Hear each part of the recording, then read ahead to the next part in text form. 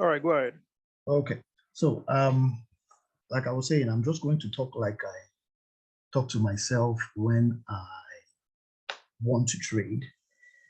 And the first thing on the slide is, so what got me, first of all, the pattern I trade or strategy basically I trade is a fusion of, call it ICT, SMC, then a blend of, sometimes I could use today to confirm some bias or direction. Sometimes, not all the time.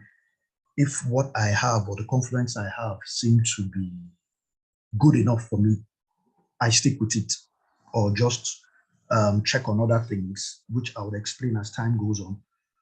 So credit to Daniel. Actually, I shared some time with him when he first taught his strategy.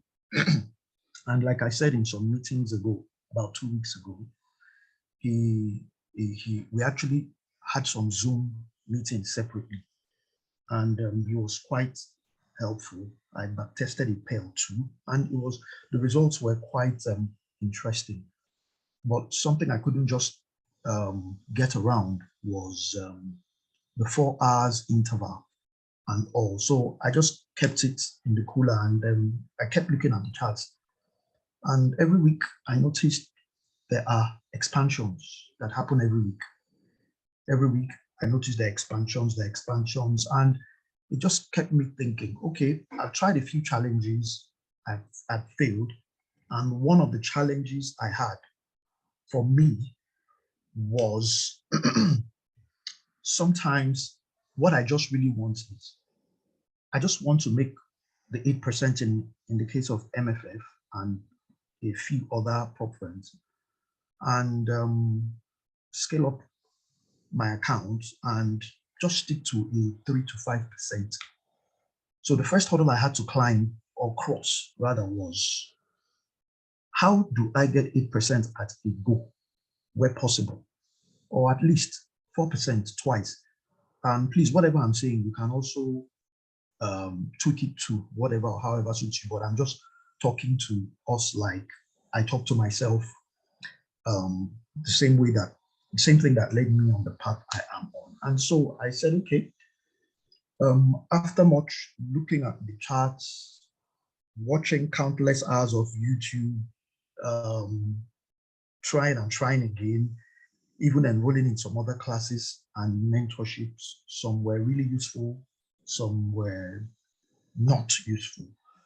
And I just said, okay, this expansion thing, I need to know how to catch it from a lower time frame. If I could do that once a week, um, I think I should be done for the month with a sizable account. So I was going to risk 0.5 if I did that. And then second question I was asking myself is, how do I ensure I keep making withdrawals with minimal exposure? Because you don't want to be trading with, we all know you don't want to be trading with certain firms and every day you're looking at the chart, every day you're looking at the chart. No, if I could look at the chart once, dedicate a few days in a week, in a month, and I'm done. And I said, okay, you pass each prop firm, and each prop firm I pass, I buy another one. So that's why I have I pass one, I buy one. And then I also I needed to define my targets. Targets meaning here, the account size. I'm basically giving us the background of it's not going to be a long presentation. So, but I just need us to have a background so that it will be a bit clearer when I'm explaining a few things on the chart. So I had to define my targets. What I mean by target is, what account size do I want to have that will give me a reasonable payout without exposing my entire, just being on the chart all week, 4 weeks, a month, and all. That was the next thing I had to define. And then it led me to my time frame of bias. What my time frame of trading, basically, what is going to be too big a time frame and what's going to be too small a time frame for buyers. Yeah, so on my time frames, I basically trade, I'll have H4 as my bias. So H4 drives or directs whatever I do on the lower time frame. And then my intermediate time frame, which I use for confirmation, is H1 and M30. And the lower time frames, which I use for entry, M15, M5, and M1. I trade only GU, except on, which has happened like today, for instance. It happened that GU didn't give me, GU was just off what I was hoping to look for, but EU gave it. So predominantly USD pairs anyway, but I try to restrict myself to GU. In the absence of a clean setup on GU, I could look at EU, I could look at NU. I rarely look at NU. I've done that once or twice, but GU number one, number two EU, number three NZD USD. Now, part of the knowledge or the key knowledge around what I trade is centered around market structure, Fibonacci retracement, the OTE levels. I'm sure most of us are familiar with Michael Huddleston, ICT. His OTE levels, majorly from 62% to 70.5 to 79%. Then knowledge of fair value gap and imbalance. And when this confluence is also needed for entries and targets, the H4 fractal, I also utilize that. So these are major areas I had to brush up, because as you know, as we all know, there's so many contents on YouTube, and you need to filter. You really need to filter what's important, what's not. There's so much noise, and filter what's important, what's not, what suits your personality, what fits or suits what you also want to achieve. And yes, at the end of the day, I narrowed it down to this: market structure, Fibonacci retracement. We all know what market structure is. The Fibonacci retracement majorly was able to help me with the expansions. You can imagine taking, coming from an OTE level of 62 or 70 or 79. So that was why that I had to fuse that into it. Then fair value gap imbalance, we all know what it is. H4 fractal levels, we'll all see it when we get to the chart. All right. Part of the knowledge as well. Okay, I think I know about this very wrongly. It was supposed to be 5, 6, 7, 8. Okay, but we'll go ahead. We also need to understand the liquidity concepts. I think some weeks ago, and for the past couple of weeks, Prof has been saying something about, or he said it a few times, that look, this whole thing is about collecting people's money and giving it to other people. That's just what it's about. So I needed to also understand, at what point does it look like people's money is seated at a particular region? You know, at what point? And basically, again, it's like a discretional approach to trading, but with rules. You know, discretional but with rules. So I had to understand really properly liquidity and imbalance. And part of those liquidity zones, I've just written them out there so that if anyone wants to make any further research, which I highly recommend, please don't take my word for it, of course. Please go and make your research and, you know, dig into it. And if you want to go or pick a few things from there. Buy side liquidity and sell side liquidity, Asia high, Asia low, yesterday high, yesterday low, equal and relatively equal highs and lows, old highs and lows, fair value gaps, order blocks, liquidity voids, all of which have to be within a premium or a discount level. So these were the areas I needed to actually really work on myself, understand the major concepts or ideas beside them, so that around them, so that when I see them on the charts, because I would say this is like it was kind of it was going to be a kind of a high-paced trading for me. That is to pass now. I chose to go that route, because I mean I tried the slow one. It was working to an extent. I felt okay. There were a few things I needed to also put together or fit into what I really wanted to achieve.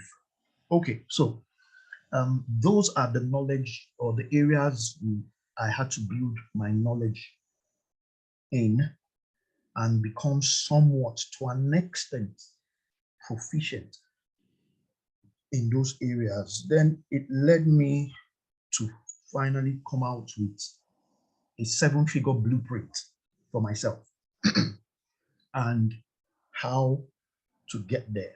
So these are the 7 confluences or things I must see on a chart before I press a buy or sell. If I press a buy or sell, it doesn't go my way. As long as I've ticked these 7 boxes on my jotter, I'm fine. If it goes my way, oh, good. If it doesn't, well, I tried. But yeah, so number 1, which is similar to what appeared on previous slides, a break of structure on H4 is the first thing I must see. That shows me where I am going. Then, after that, I draw a Fibonacci retracement, highlighting or noting the optimal trade entry regions from 62%. And then I wait for a return to my point of interest, which is going to be around the OTE level.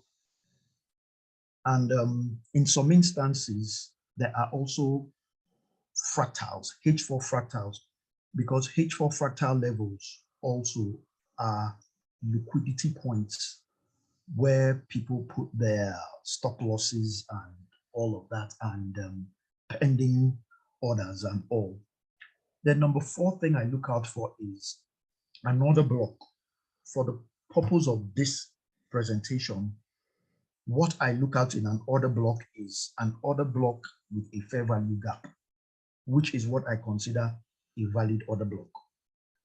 People have other ways of qualifying order blocks, but in this instance, if the order block I want to trade does not have a fair value gap, I might be a bit skeptical about taking it. Number 5, I look for a breakup structure on M15. When that happens, I look for a fair value gap within a premium or discount level on M15 still, M5 or M1, and I take my trade on on either of those time frames in the fair value gap. Okay, like I said, it wasn't going to be a very long presentation. I'll just go straight to the charts and I'll go through these 7 points as we start highlighting the areas of the chart that may have played out according to, or that meet up these 7 criteria. All right.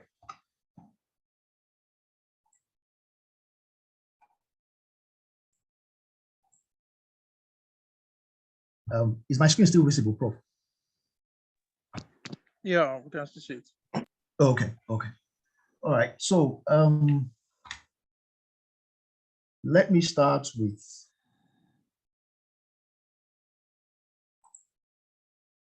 this is a H4 chart on the Euro USD.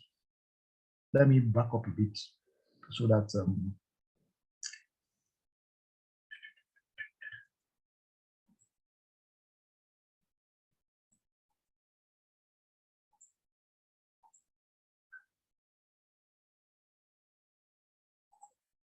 okay, so this is GU. This is GU, for instance.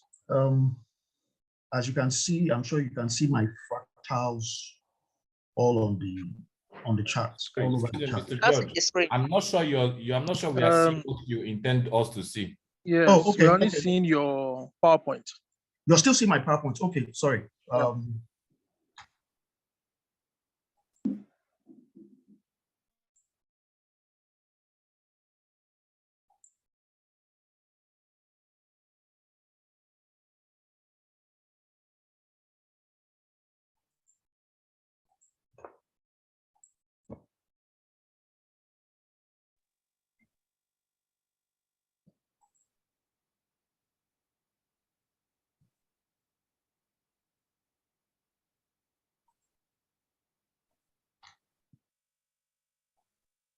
Okay, can you see my chart now?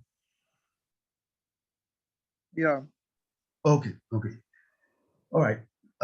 What I have here is it's simple. It's just very simple. Again, I just wanted to keep it simple because sometimes I mean, leaving all the too much technicalities and too much news things and all of that, I just tried to keep it really, really simple. On my chart is, on my screen is the GBP USD H4 time frame. As we can see here, it's clearly an uptrend. Here has just given us an uptrend. Just right here is clearly an uptrend. And just before the uptrend actually started somewhere around here. So before that uptrend started, we're in a downtrend, which it's very obvious here. Lower low, lower high, lower low, lower high, lower low, lower high, lower low, lower high, lower low, lower high. It refused to make a lower low, and it broke this high. When it breaks this high, don't forget there are 7 points we're following here. There's seven points we're following. Okay, you know what? Let me share.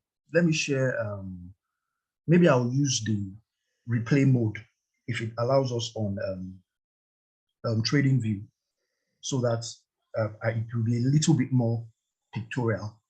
If that doesn't work, then we'll just skip it and come back to NT4. Just 1 minute, please.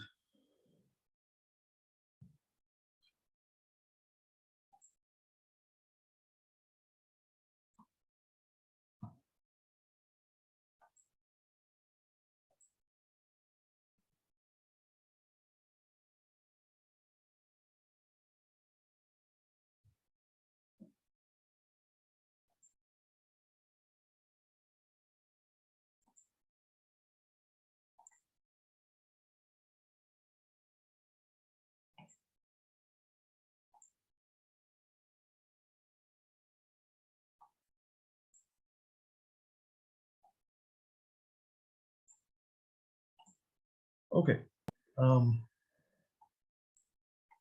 Okay, so that's GU. I'm sure. Can we all see my screen, please?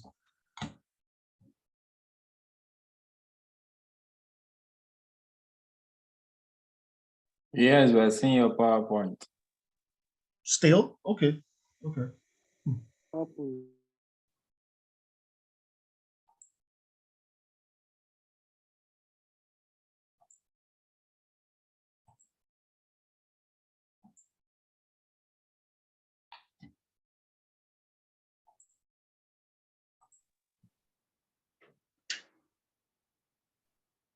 Were you sharing your screen or were you just sharing the PowerPoint?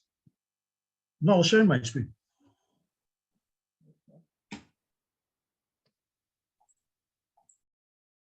Okay. I'm going to share my screen again.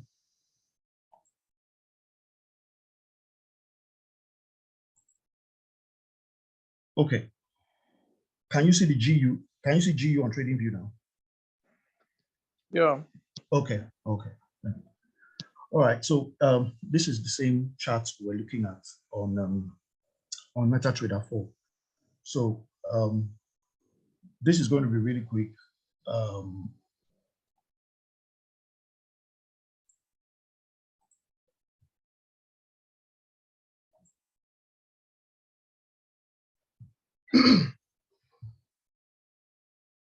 Okay, so here we are.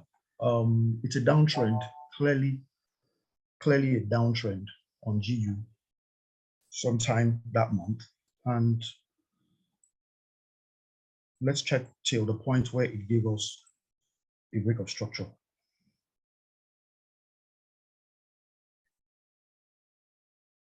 Okay, so right now, there's actually a break of structure because it has taken out this low. So we have, let's go again, we have a high here, it came down, pushed up, came down, pushed up, came down, pushed up, came down, lower high, lower low, lower high, lower low, lower high. This eventually broke here. At the break of here, what do I simply look out for? The first point is a break of structure on H4. When I see a break of structure on H4, what do? I simply pick my fib retracement tool and look out for the OTE zone. That's my fib retracement tool. The market came back to an OTE zone. I'm sure we can see it. Let me take it back a bit before then. Okay, the market is back to an OTE zone. So point 2, fib retracement to an OTE zone. That's where we currently are. What do I look out for next? I'm looking out for a return to my point of interest, which is around the OTE zone, which may have a H4 fractal level. There are fractal levels you can see here. You can clearly see the fractals just in case it gets to a fractal point. I would also explain that part. So when that happens, we are now clearly within an OTE zone. We are now clearly within an OTE zone. When that happens, I drop down to my point of interest on the lower time frame. Remember, the lower time frames, intermediate time frames are H1, M30, or M15. If I drop down to H1, what do I see? I have another block here. And remember, for me, an order block should have a fair value gap. That gives me a little bit more, well, not certainty. Nothing is certain in the market, but yeah, this has an order block and it has a fair value gap beside it. What am I waiting for? I'm waiting for a break of structure on the M15. So our market has given us a break of structure on H4, 1. It has come down to the fib retracement level, OTE, optimal trade entries, 2. 3, it has returned back to our point of interest around that OTE region. That's 3. Number 4, I'm looking for an OB within that my point of interest. I've seen that, check. Number 5, I'm now waiting for an M15 break of structure. So I drop down to M15 and I am simply waiting for a market break of structure. Play.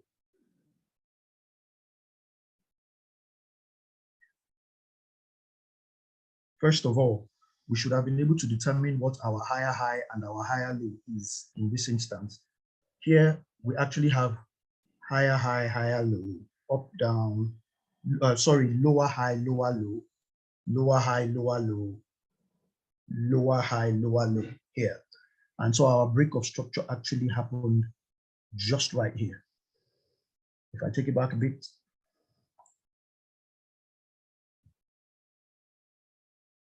so if I was in this market right now, as far as I'm concerned, I've seen a break of structure because it took out this high.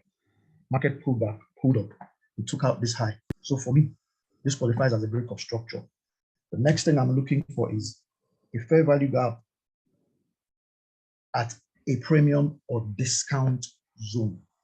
How I actually mark out my premium or discount zones, while I'm in here, I also take this, and that's your fit tool basically, and you find out where you have your premium or discount above or below 50%. Here, we're looking for below 50%. Okay, there's no fair value gap on M15. I'll drop down to M5. Do I see a fair value gap? Yes, I see a fair value gap, and the fair value gap also has an order block beside it. Okay. That's our entry. We're going long. Okay, and I put it at the beginning of the fair value gap. Sometimes I could put it at the beginning of the order block. That's the red candle here. Yeah, but sometimes you can actually use trades like that, but that's for me. Sometimes, you know, if the pips or the distance, depending on the distance or whatever the market is saying that period, I might just decide to. But yes, I put it at most times at the beginning of the fair value gap, just before the order block. And that's my stop loss. I usually go for a maximum stop loss of 25 pips.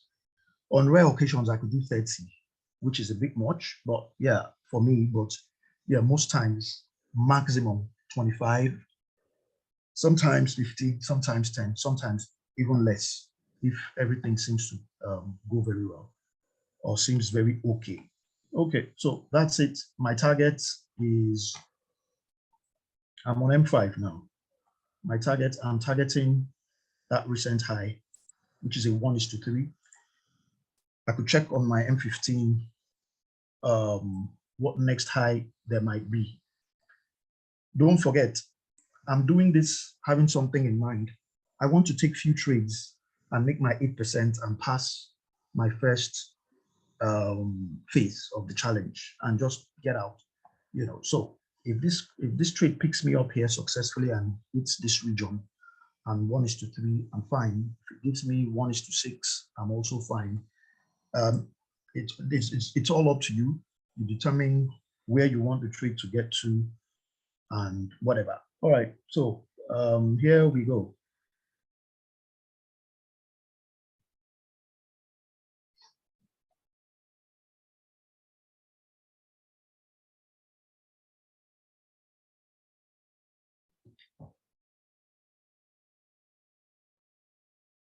Okay, that actually hit our first target before nose diving.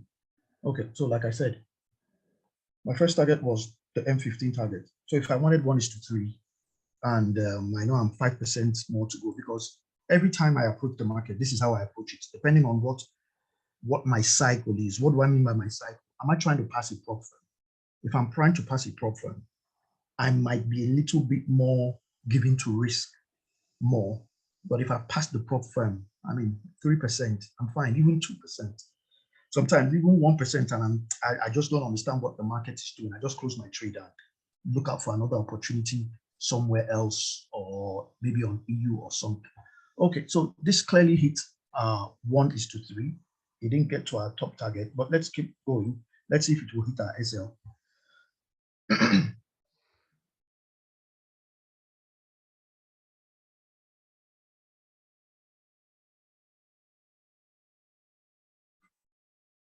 That is if we were going for 1:6. I think it hit it eventually. Yes, it did. 1:6. So if I was risking 1%, you know what my reward would have been. If I was risking 0.5%, you also know what my reward would have been. So that's basically it. It's as simple as that. That's all I look out for. If it doesn't work this way, I'm not in the trade. Sometimes, again, like I said, it could be fast-paced, actually. It could be really fast-paced. You need to think on your feet, and first, you need to arm yourself with the knowledge, like I said. Then when you see them playing out in charts, it's easier for you to make the decision and all. Let me use another trade. For instance, today's trade. on Euro USD. Can you still see my screen? Yes. All right. I'll take today's trade. Okay, good. The good thing about today's trade is the trade actually started yesterday, and it started on the fractal level. It started on the fractal level. So that's a good thing. Okay, I'll just get rid of these diagrams, every diagram, so it's a clean chart. Okay, so from yesterday, we had EU. This was EU. Breaking structure to the downside here. So it was obviously for me a downtrend. I'm on the H4, and these are H4 candles. So what do? I take my first. Have I confirmed the BOS on H4? Yes. Second, draw my fib retracement to an OTE. I come here and I draw there. So let me take the replay tool again. Take it back. So this is where we are.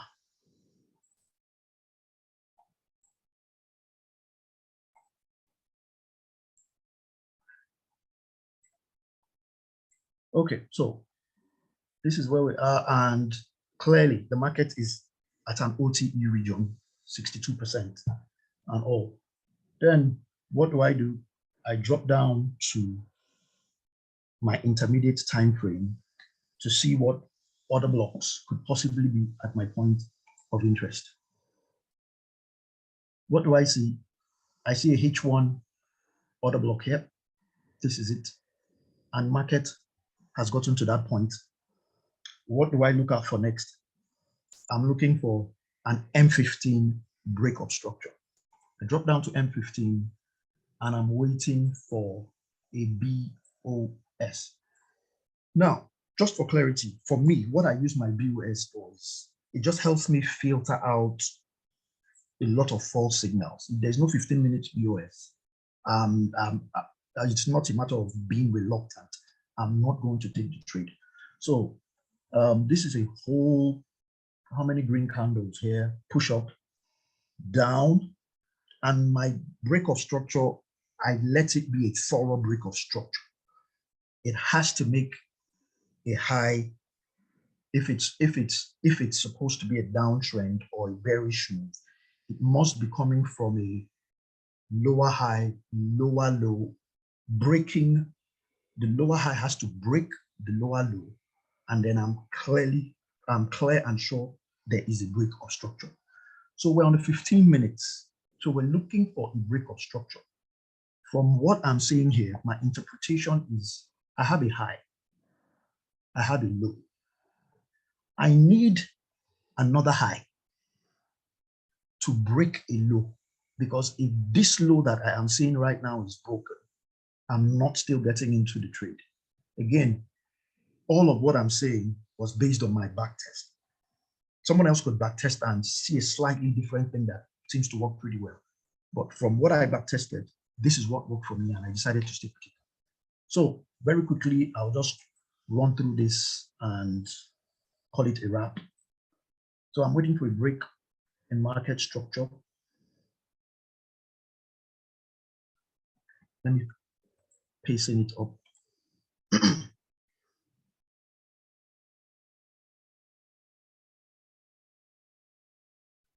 I wouldn't consider that a break in market structure.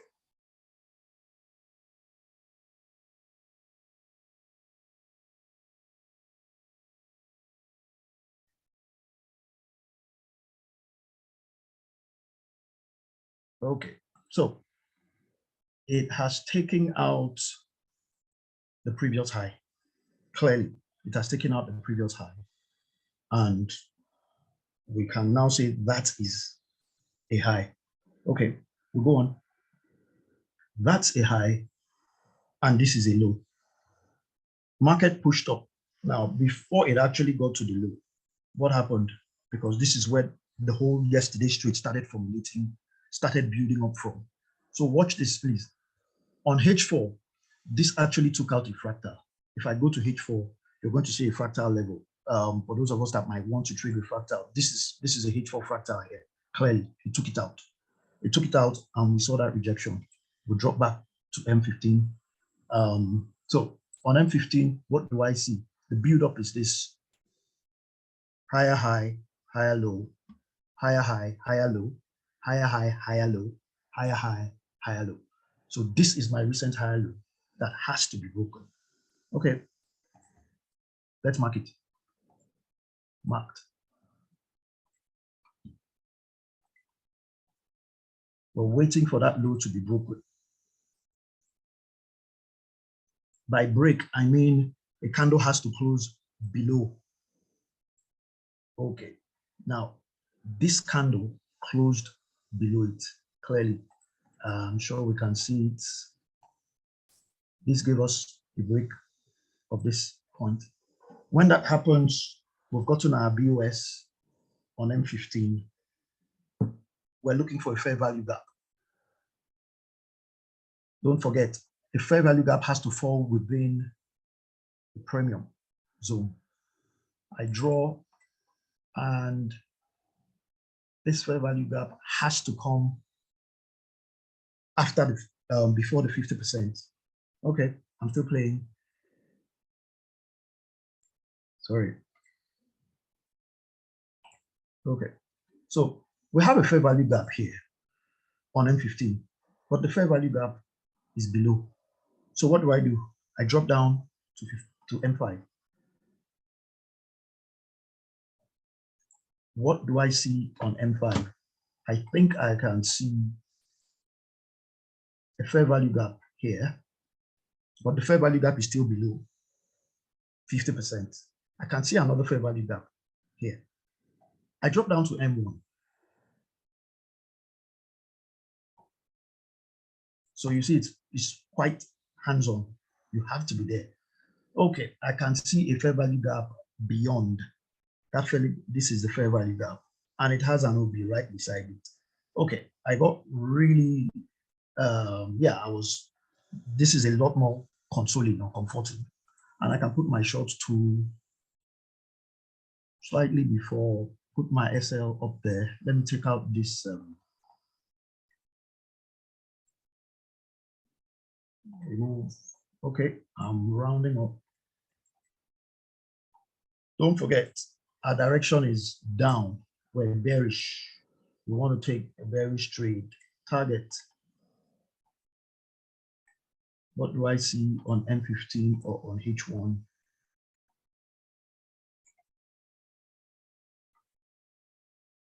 That's 1:3 on H1.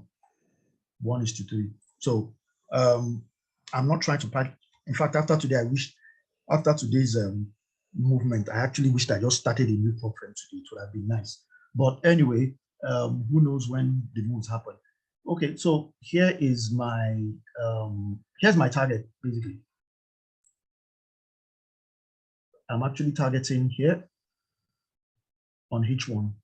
Here is 1:3. Here is 4. Okay, so we go back. Remember, our entry is on M1. Okay, and this happened yesterday. Let's play. I'll play a bit faster now, so it could speed up. I think that's our entry.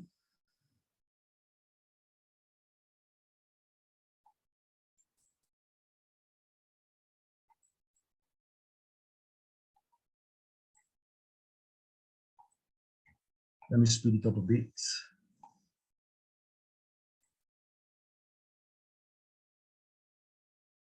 Let me take it to M15.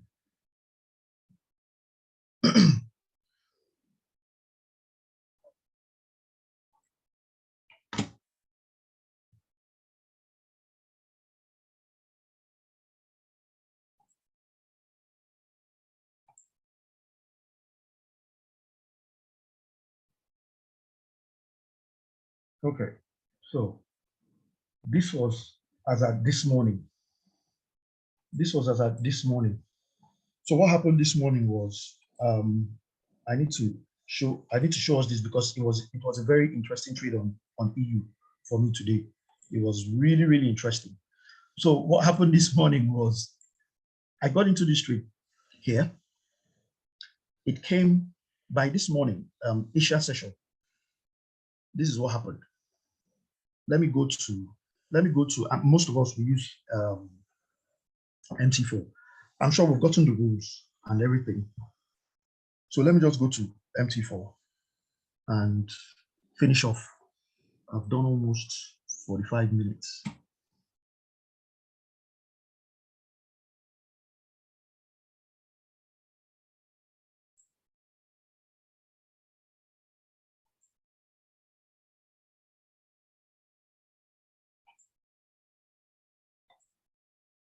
Okay, can we all see my MT4?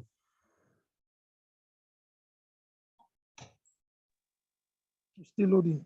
Not yet. Can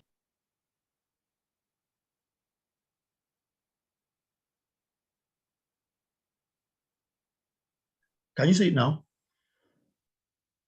Yes. Yes, Yeah. that's it now. Okay, thank you.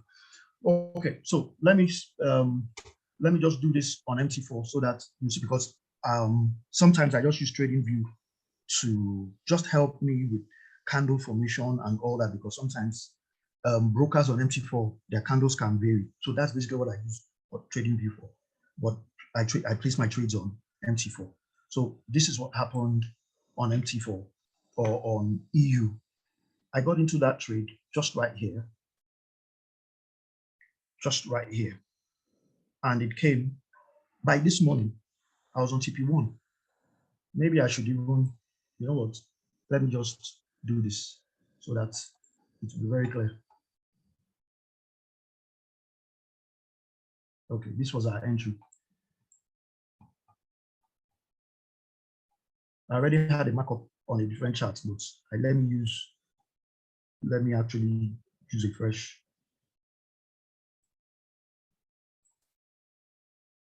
Okay, good. That was our entry yesterday. And the trade just hovered around TP1. Hovered around TP1. At London session, at the start of London, these bullish candles just around TP1 appeared. Like I said, it's fast-paced. You need to think on your feet. But before you think on your feet, you have to understand the concepts you're using and whatever is happening around them. So by London session, and mostly it's just a retracement to an OTE zone, and it pulls back, it pulls back to an OTE zone. It expands again. It pulls back to an OTE zone. It expands. It just keeps doing that, pulling back and expanding, pulling back. If it pulls back, by the time it expands, you simply look for your fair value gaps on a lower time frame. So by this point on TP1, this is what I actually did. These bullish candles, they came so fiercely. I was like, okay, what's happening? What's happening? Are they, like people will say smart money is pumping what? I'm like, okay, what are they pumping? Let me just follow my trading plan. And what did I do? I simply just fibbed. I just fibbed again. Where did it retrace to? It retraced into an OTE zone. That's just what happened. It retraced to an OTE zone. So what I did here was, I couldn't get into this trade. I needed to be sure it was a downtrend. And this would have been my trade for the day. So basically what happened was it retraced into an OTE zone, into a fair value gap on the H5, on M5 and M1, which is here actually, and dropped. When it was dropping, it dropped here and gave me a break of structure. To retrace back, what did I do? I picked up my fib. So basically I'm fibbing all the time. I pick it here, put it here. It got to this point. This is not an OTE zone. It came, it moved again. I'm sure most of us know how to use Fibonacci, and it came here, got to this point. Another thing I was able to identify, remember I mentioned liquidity. I could see series of candles here that seemed to be the same height. And right above my region was the 62, 70, and 79%. I dropped down to my lower time frame. Okay, I did that initially on M15, sorry. I did it on M15. I could see a fair value gap here. If you can see it clearly, there's a fair value gap right here. So I marked that fair value gap. I didn't want to take the trade on M15, so I dropped down to M5. And that was my trade. I filled right here between these are your three candles now. Let me take this out. These are your three candles. 1, 2, 3. Filled here, high of the candle. So that's from here to here. Was your stop loss. And that was my trade. So that was actually the trade. I missed this trade. I missed this trade, which was an expansion of like 7 hours. But yeah, I caught this one and I got out at 4. Yeah. So for me, it hasn't been a bad month. I will use the word month. I can now go about my monthly. This is my plan, but it's just my trade plan. I can go about every other thing I want to go about, not bothering what the charts are doing or what's happening on the chart. Next month, I'll come again. And why I did it this way was because each time I keep coming back, the market keeps taking this thing. So I'm like, okay, you know what? I'm just going to take what I need and leave the market. So that was the trade for today. In summary, you look out for a BOS on H4, draw your feed retracements, wait for market to return at an OTE level. When it returns to an OTE level at your point of interest, number 4, look out for an OB at your point of interest on H1 or M30. The higher the time frame, the stronger the order block. Sometimes it's even H4. Then number 5, look out for a break of structure on M5. If I'm not trying to pass a prop trend, I could actually take the trade on M15. Did I say M5? M15, sorry. If I'm not trying to pass a prop trend, I don't mind taking the trade on M15. Just then, number 6, drop down to the lower time frame. Look out for a fair value gap created by the break of structure. Like they would say, an OB or a break of structure must leave fair value gap as it moves, something like that. Then take your entry, put your entry at the fair value gap and your stop loss at the recent high or recent low, target recent high. If it's up to 1:3, at least it should give you 1:3. So basically what it does for me is, it conveniently just gives me either 1:3 or 1:5. And I just take a break. Thank you. That's all. All right. So please, let's put the 555 in the chat box to appreciate George.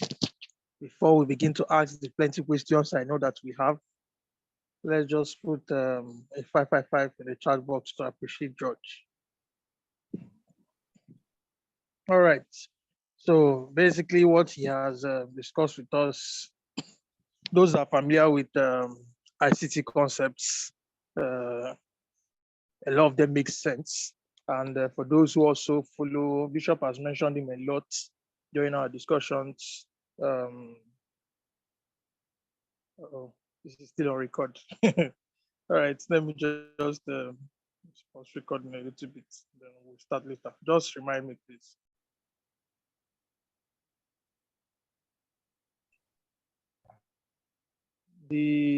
Is Anthony 2 here? No. Okay, Anthony 1 is here. Mr. Cash, those are the people that I know that always used to have questions. Any questions? Please, I have a question, Prof. All right, go ahead. Okay. On the EU trade, you mentioned that after break of structure in M15, that we should ensure that if we're going to take our sell, it should be around the premium, right? Around the premium of M15. Yeah. Okay, so I'm now asking, let's say after the break of structure, and then you find out that as at the time your price is coming back, and where you have your fair value gap, it's not really within the premium. What do you do? Because I can see one or two, like that last one, that last trade you took, the sell was not really from the premium after the break of structure. This last, hold on. Yes, the last one you took. Okay, let me make sure I'm on N. Okay, I'm on M15. So this is my. That last trade. Okay, hold on. Let me get my. Okay, so I'm drawing my feed now. That's my feed, right? Okay.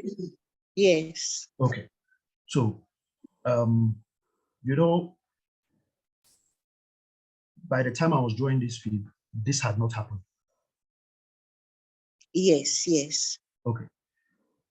And by that time, this was the fair value gap right here. Right? Yes. And the fair value gap is above 62%. Okay. Okay. Is it clear now? Yes, it's clear. I'm getting. Yeah, it's above 62%. And I just didn't feel like taking, well, let me not say I just didn't feel like. I could have taken the trade on M15. I could have clearly done, I could have actually just done something like this. Something like this. Something like this could have been my entry. And that would have been, my stop loss would have been here, which is about 9 pips. Yeah. But that fib wouldn't have been right now. If you take your fib like that, it wouldn't have been right. No. No, this is my entry fib now, not my region.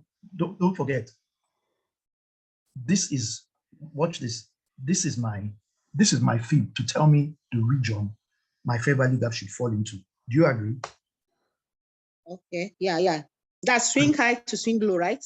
Correct. Yes. Swing high to swing low. Okay. So if I delete that fib, so this is now the region we're concerned with. We have established that. So in other words, my entry should be here, where I have marked here. So I am not using my premium and discount fib drawing anymore. I'm using my entry fib right now. Okay. Do you understand? Okay. Yeah, this is my entry fib right now that I'm drawing. So this is my entry fib. So that's my entry just right here. And my stop loss on the third candle. You know, there are 3 candles, 1, 2, 3. Yep. I just put it here with some buffer on top. No, sorry, George. Yes. I'm not getting what this fib you're talking about now. It's like you're not taking the normal fib now. Do you know the normal simply pips fib? Okay, the one you do based on the candle. No. You know the fib Prof and Bishop normally use. It's just what is here. I just added levels at a region. Do you understand? Okay, let me do it differently. Sorry. Let me show you something. I just added, this is just all I added. I removed this, remove this. Okay. Are you clear now? Okay, go ahead, continue. Do you understand? Can you see the fib now? Yeah, I'm trying to enlarge it so that I'll see. George, if I may come in, I think what she's asking is, now usually when we draw our own fibs, we draw it from the candle. If that's not the external, like the top of that fib would have been at the high of the day. I understand now. So so that's, I think that's our question. So simply, so she wants to know why you are drawing your own this way. Okay, thank you. If I understand you also, what you're saying is the simply pips predominantly most times we enter close below or close above, depending on direction. Yes. Right. That's not. I'm not doing that entry. I'm not using that mode of entry. Not just even that. Like You know, when you're drawing your fibs, if I was going to draw these fibs, for instance, Okay. From wherever my entry is, Yes. that fib, the higher parts, the upper part, not that one. Yeah. Yeah. I would have dragged it to the top of that. Yeah. I would have drawn it that way. Junior, I believe that's what you're asking about. And now this is now Bishop's kind of fib. Yeah. Okay, what I'm saying is that I'm just looking at the normal fib. You draw from swing high to swing low. Okay, yes. then the FVG is around the premium side. Okay. Yes. Now when price returned to the premium side, I think you went to the lower time frame. You went to M1 or so. No, you don't actually wait for price to return. While price is showing you it's returning, because you know you're setting pending limits. So because if you wait for price to return, by then you might be late to catch price. So when you have drawn your fib, swing high, swing low, which is what we have here now, right? Yeah, like that. Good. So this is our 50% somewhere here. Yep. And that is liquidity for us. Exactly. Based on your concept. Yes, yes. Just right here, because yes, just around here. And then just right above, and which is also beyond the 50%, you have your fair value. Okay. Yes. Okay. Yeah. So what's your question? So my question is, I think by the time you went to M1 and there was break of structure and all that, the M1 entry wasn't around the premium of this fib. I was thinking maybe it's my fault. This is the entry. This is the entry I took. Let me just quickly run through it again. I drew this. By then, this hadn't happened. Yes. This whole area hadn't happened. So while it started retracing up this way, I had already seen this fair value. I dropped down to my M5. It was M5. And that's what I want to see. Yeah. Yeah. It's M5. Actually. So this, remember, this is the region we marked on M15. This is the region. Good. Now, let me take this out. Good. This is the region we marked on M15. This is what I did. I feed from here. This beginning of this bearish candle. Now, let me explain something. Prof also talked about that. Now, when I'm trading fair value gaps, in fair value gaps, there are usually 3 candles involved. We all know the 3 candles anyway. So if I am bearish, I take the tip of my feed, which is here, to the tip of the 3rd candle. In this case, here.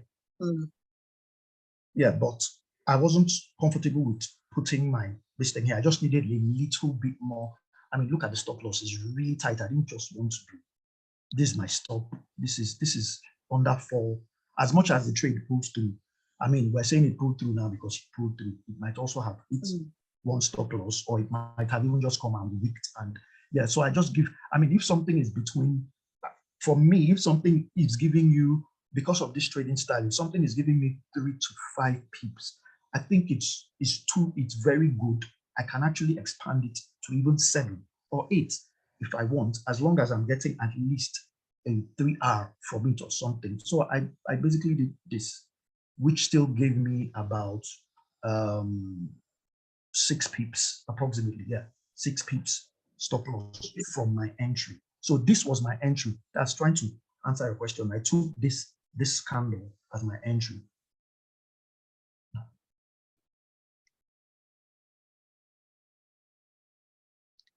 Are you there? I'm there.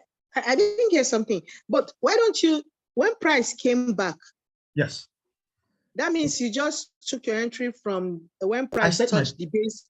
No, I set my pending. I set my pending. Since price was coming back, I had my pending set already. Here. Okay, okay. So this is where price took me from. Right, just here. Okay, so you set it at the extreme of the candle on the fair value gap. This candle. Yeah. Yeah. The candle that started the fair value gap. That was where you set your funding. Yes. Oh, so you didn't go to M1, M5 as in? This M5. This M5. I didn't bother going to M1. Sometimes it's not. Yeah. Sometimes M5 is not okay. For instance, see, if I had taken it on M5, M1, which could have been a nice trade, to be honest. Look at it. Look at this is what I would have done.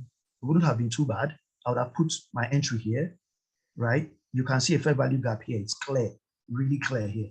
I would have put my entry here and then my stop loss even here. So which even brings down my stop loss even lower. So yes, if you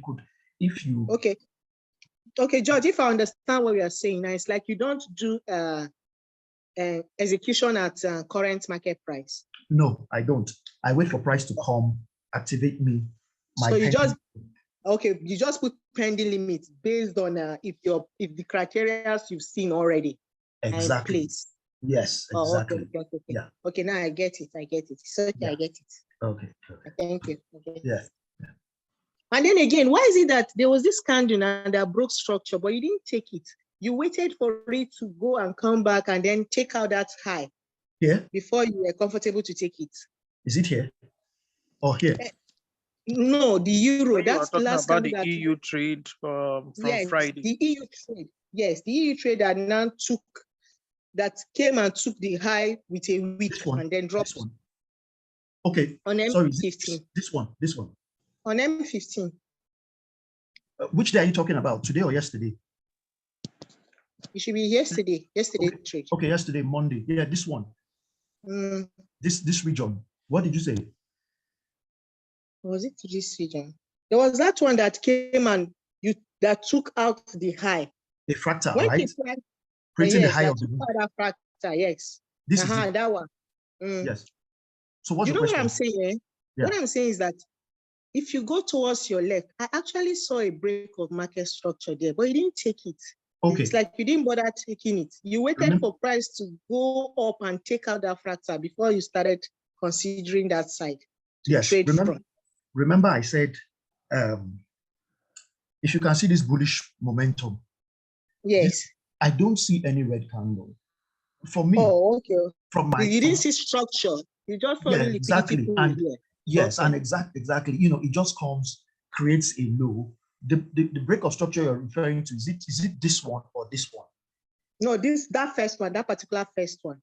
This one, right? Yes, I just wasn't comfortable because for my break of structure, really, to be honest, for my break of structure, I want to see something like, if price is going up like this and coming down and going up, this is what I want to see. I want to see something like this. If I don't see this, I'm not taking the trade. So when I see this, then I'll somewhere around here be looking for a fair value gap at premium or discount. Yeah, but if I don't see this, because what the market gave me at that point was this is what the market just did at this point. The market just did this, went up a bit like this, then broke, I think some people call it double MB, double market break or something. I don't like trading it. Yes. So I didn't I needed. Is it based on back? You notice it doesn't really. Yes, I mean back test and outputs. Yeah, majorly back test really. Yes. And again, like I said at the beginning of the class, and which Prof reiterated, if you do your back test, which I encourage you to do, you might see something different. I've seen people that don't even do that. I've seen people that trade with this one and they get fantastic results. But look, I've lost plenty of money. I don't want to lose more. So let me just keep the one I have. And if it's okay, thank you. I get it now. Yeah. Thank you. It's clear. Thank you. George, thank you very much, Mr. George. Please. I want to ask something. One question. Okay. first, and I want you to answer yes or no, so that I can understand something. Okay. You took a trade yesterday that took out a fractal, right? Yeah. And did you take today's trade again on that EU? Yes. Or you because I heard you saying that I wish I could somehow, maybe okay, that trade could have been somehow that something was playing in my head that okay, maybe you wish you could have taken that trade or whatsoever. The same today's trade, yeah. Okay, so let me answer your question. Yeah? This is the first place I got into the trade yesterday, right? Yes. Into the place yesterday. As yes. at this morning, it was hitting TP1 right around here. Can you see my screen? Yeah. Okay, it was hitting TP1 right around here. And then, I mean, when you see some aggressive bullish candles, it's just coming out. I wasn't just comfortable, and it's not an automated system like Prof system. I am looking at my candles moving. I'm like, look, I can't just let this thing just check out my, not to forget, the trade is bearish. So what happened was, let me show you the trade I said I missed. The trade I already know that it is bearish already now. Okay, the trade I missed was somewhere around here. And that entry would have been, this would have been my entry. Let me show you my entry. This would have been my entry and it would have been on M1. But that is after it has happened now. That's what I'm saying. But you see, this is the trade I missed.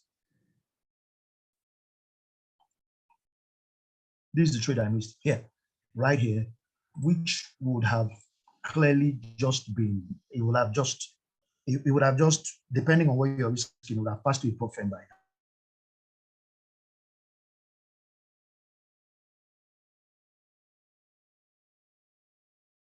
Hello.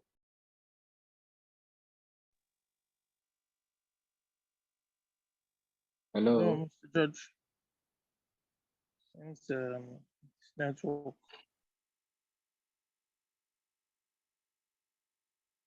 Okay, so while his network is loading, I would like to remind you of something, and that is the fact that maybe because most of our systems have been mechanical in nature, I'm sure that some of you will be wondering, the way he trades and all that. Now, when you trade this way, it's more of a discretionary way of trading rather than a mechanical way of trading. So when you're trading discretionary, like the term goes, is discretion. You have to apply discretion. It's not like you have your rules to guide you, but those rules are not set in stone like a mechanical system.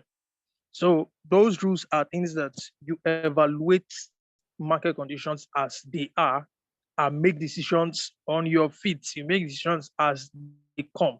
And that's one of the reasons why even ICT himself says he finds it difficult holding trades for long, because as things are playing out in the market, he changes his mind a lot of times. And so sometimes he gets out at not the best of places. He has said it before that his problem is really knowing when to leave the market, when to take his profits and all those things. So when you're trading discretionary, you run into some of those things. That's why I personally, I don't trade discretionary. I've tried it. It just doesn't, somehow it just doesn't sit with me. All right, George, are you back? Yeah, sorry. I lost connection. Okay. Can you see my screen? Yeah. No, we can't see anything. Oh, okay. Sorry, let me just. I don't think you are sharing. Bishop, Okay. Prof, let me quickly ask something from there. So that means if I'm trading mechanically, that means I have a strict rule that I apply every time. Like it's constant that this thing I must you trade like a robot. Mechanically or discretionally? Mechanical. You trade like a robot. It is only what you have programmed into a robot that it does. It doesn't. Oh yeah. It doesn't begin to think. Do anything else? It doesn't begin to say something. Is exactly what the rules are that it follows. But when you are trading discretionary, you now begin to apply discretion to say, it looks like market is changing, like what George was just explaining. It looks like you see these huge bullish candles coming into the marketplace. Man, I don't know what these people want to do. Let me take my profits and leave that means and look for a I'm re-entry trading later. mechanically like that. Okay. Can I That's what I ask? was trying to explain. Many of us trade mechanically, so we should understand that about this strategy. Yeah. Because you know why I asked the question that did you enter that?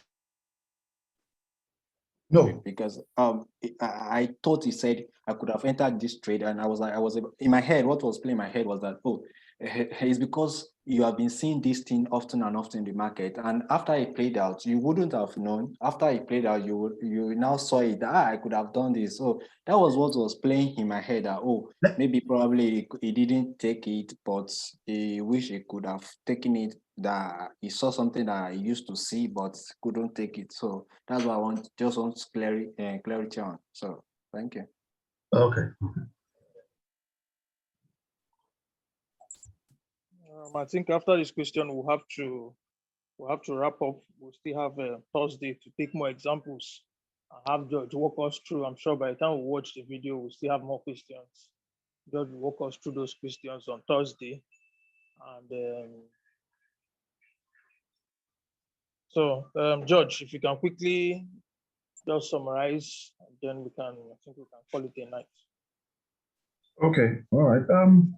Well, not much to summarize. All I just have to say is, like Prof was trying to say, to be honest, for me as a person, again, most of the things I've explained this night, if you were on the call from the beginning, you would have heard me say, I just had to try something different. Again, I've been hearing about many times. One of the first questions we were asked in fostering program was, what type of trader are you? Let me be sincere. Most of us don't even know what type of trader we are until we are launched out into the sea to taste what is out there. So, I had been trading mechanically, and yes, it worked, but I just felt there was something I wasn't getting right. And that is not because mechanical trading is, look, by the time I'm done passing a prop firm, for instance, I'm just, for instance, now, for the rest of the month, it's the OrderFlow EA that will be taking my trades for me. I can relax. I can do other things. I attend to my personal things, family, and other things. Yeah. So I'm not. So the craze you saw me do this today, the 4th of July, Independence Day, is over for the month, and nothing concerns me with the chart again. So just find what really works for you. If you have time, then go for something that can. If you have time and you think, okay, and you might have to just try it. If you don't try it, you might not know. So you might have to try it. Try it on FTMO, free trials or something. Take an account. Just try it out, because if you don't, you won't really know. And then finally, I'm saying this from my own experience. I had to. I finished my set of first trade was 2021, November 2021, and not until 3-4 months ago, did one start withdrawing, and it all looked like a dream. And I look back and I'm like, just trying to take stock. And I found out, yes, I didn't actually go to sleep. I kept trying different things. There were sleepless nights, countless sleepless nights, until this, of course, everybody would agree with me. What I just explained, except you're already used to it, you can't get it under 1 week. So don't go and fund an account or buy a prop firm and start trading by weekend or by early next. Dig. I can even recommend, if you want me to recommend a few videos so that you're not just searching endlessly, I can try and do that. But just try and see what could fit into your personality, your workability to your time schedule. Because if I do this when I have time, and I don't have time all the time, So when I remember the day we were on a call, I think the day this this whole session started or something, we were on the session and one of my entries just happened, and that entry gave like 7 to 8 hours by morning, just about this time, and all of that. And so that's just it. So just try and keep trying and keep trying, and don't leave any stone unturned. Whatever fits with who you are or resonates with you, you just have to try it all. Thank you. If you also noticed, sorry, in conclusion, I just had, it's a discretionary trading, but I had rules around it. I had to build rules around it as well, because you need to be guided also. So if you're also thinking of looking into it, the recording is there. You'll see those 7 points. If it works for you exactly that way, by all means, please. If it doesn't, feel free to rejig it and just make it work. Thank you. Thank you, everybody. Thank you. It's an honor to present today. Thank you, Prof. Thank you. All Bishop. right, thank you, George. I can stop recording now.